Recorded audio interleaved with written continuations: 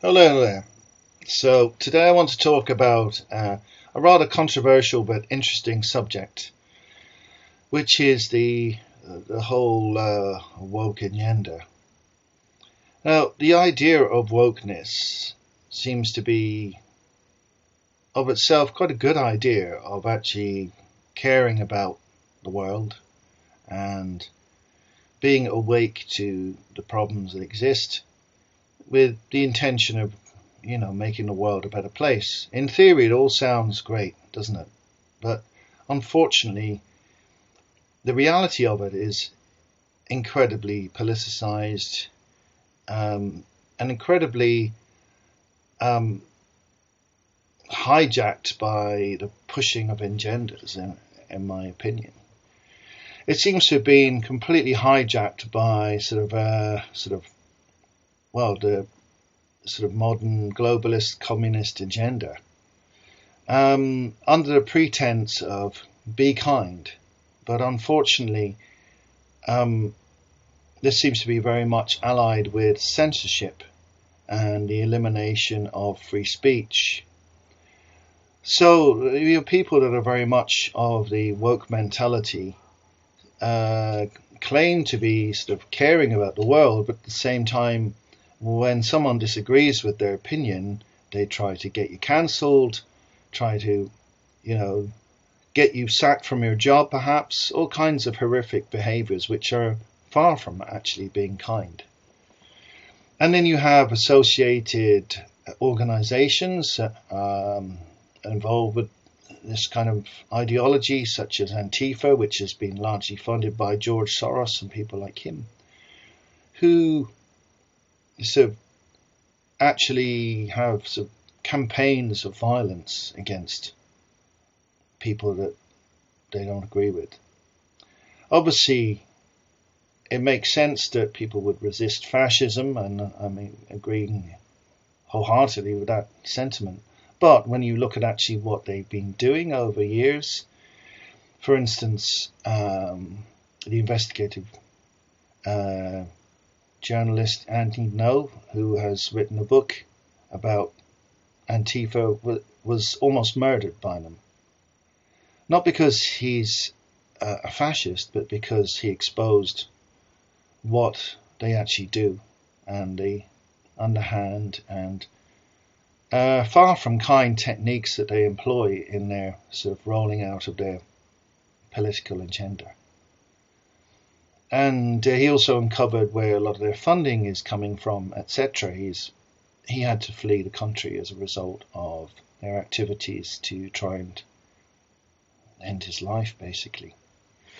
So I think we're now at a point where for a number of years people have been absolutely terrified of the woke agenda, of people who seem to be in a position of power to sort of silence other people, trying to push this diversity, equity and inclusion agenda onto everybody else, regardless of what they want. But in recent years, there seems to be somewhat of a reversal of that, especially since Donald Trump became the American president. But even before that, you could see signs of a shift, mostly because of the economic repercussions even of embracing this very, very unpopular ideology. You can see that with Disney, you can see that with Jaguar cars, you can see that with Budweiser, trying to jump onto this sort of woke bandwagon. Apart from the inauthenticity of it, and they actually don't care about their customers. None of these companies actually care. They just pretend that they care. This is an ideology that actually is deeply unpopular, but the exponents of this ideology are very, very loud, and they manage to get a lot of media coverage.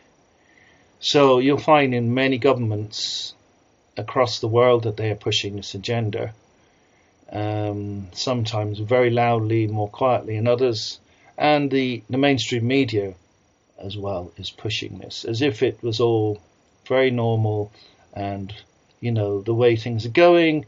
People talk about the Overton window, and then they're all trying to push this in a more and more radical direction. But the reality is that the vast majority of the public in any country don't actually like this. They're sick of being told what to do. They're sick of having this propaganda shoved down their throats. And I think that is why this whole woke agenda is perhaps going into retreat. Personally, I don't really care about people's politics. If they want to be woke, call themselves woke, support certain causes and issues, I have no problem with that whatsoever. That's fine. What I don't like is this insistence that everybody else has to play ball, that everyone else has to go along with it, that if you don't subscribe to this woke agenda, that somehow you're evil and you need to be punished, that you deserve to lose your job or be ostracized from society.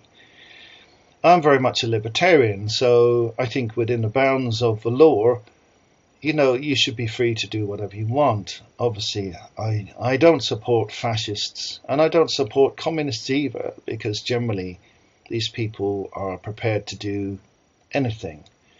The end justifies the means, which in some cases might include beating people up or even killing them because of their ideology that they support.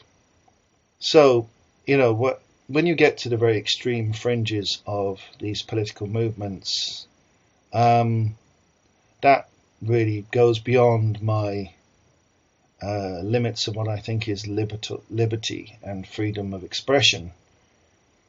And there are laws, obviously, in place to prevent such activities, or to punish people who break these laws by hurting other people.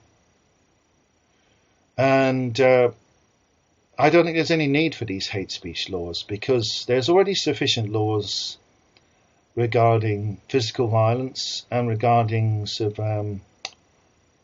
libel and slander, that the law is well able to deal with these occurrences. Rolling out new laws that will deprive us of our freedoms is just, I think, part of this attempt to force this woke agenda on the general public all across the world. There's attempts to do this in the EU, particularly in Ireland, and you'll find similar activities in places like Canada and Australia. But now I think we're getting a pushback. Certainly that's been evident in the financial world of business, where a lot of companies are moving away from this whole DEI and woke support, because they know that it's going to harm their business, because people don't like it. And I think politicians are very slowly coming to realize that this is incredibly unpopular. I mean, the likes of Ursula von der Leyen, who's actually an incredibly rich woman from an aristocratic background, I think her wardrobe budget per month is something like €30,000 per month, just for her, to spend on clothes. Right. She's paid an obscene amount of money, and she talks about equity and inclusion and fairness. I mean, this woman is living in incredible luxury. She has no idea what normal life is like. I bet you she couldn't tell you what the cost of a pint of milk or a loaf of bread is. I'd say she hasn't been to the shop and bought an item like that in years. She's drivers and expensive limousines to ferry her about. She's no need to do anything for herself. I'm sure she has a cleaner and a chef, etc. So this woman who's trying to push this agenda on us represents an elite class of like pseudo-communists. I think what really she represents is a sort of a pseudo-communism, which is actually more like fascism, because it's sort of government, the EU government, in bed with the corporate agenda, which is the Italian classical definition of what fascism is. You can look it up for yourself.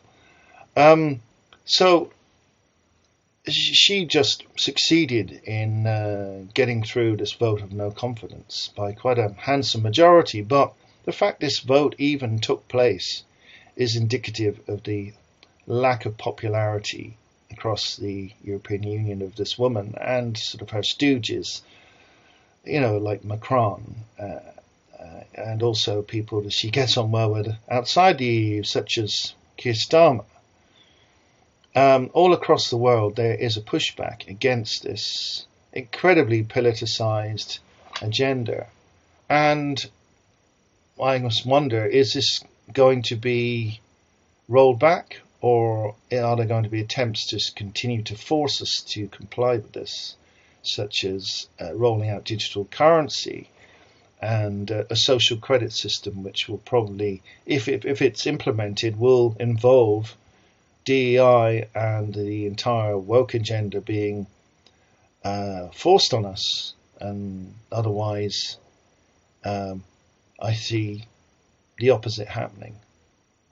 If we don't go down this road of a sort of digital prison, I think the woke agenda will just continue to go into retreat further and further, and it will return to being this sort of minority fringe movement that it started out as before it became deeply embedded in the education system and in the sort of back rooms of government. So I am hopes, not from a political point of view, because I'm not really interested in party politics, but in terms of liberty and freedom of expression, that this whole woke agenda will become a thing of the past. Because it is oppressive, it is anti-free speech, it is anti-freedom, it is anti-humanity, in my opinion, despite whatever it dresses itself as. It is about the suppression of human rights, the suppression of free expression, and the ability to say and think what you wish to. It's gone beyond suppressing free speech. I think it has got to the point of the Orwellian need to actually control what people actually think in their own minds privately, whether they express it publicly or not. Some desire for absolute totalitarian control over everything that happens in people's lives, including what they think sitting in their own house privately. So I think it will just keep getting worse unless this trend is reversed. I think there is a huge movement to suppress this expansion of wokeness because it is deeply unpopular. And this will play out one way or the other. I sincerely hope that the wokeness, the woke agenda will continue to go into retreat in a major way, and we will return to some kind of balance and common sense situation where people are free to express their opinions openly without fear of being punished or possibly even imprisoned. So anyway, that's all I've got to say for now. And if you like what I have to say, please give a like. Feel free to subscribe. You might want to check out my playlists, and you might be interested to check out my Substack, which is new and old articles, which you can subscribe to as well. Although quite a lot of that content is free. Okay, thanks for watching. Bye for now.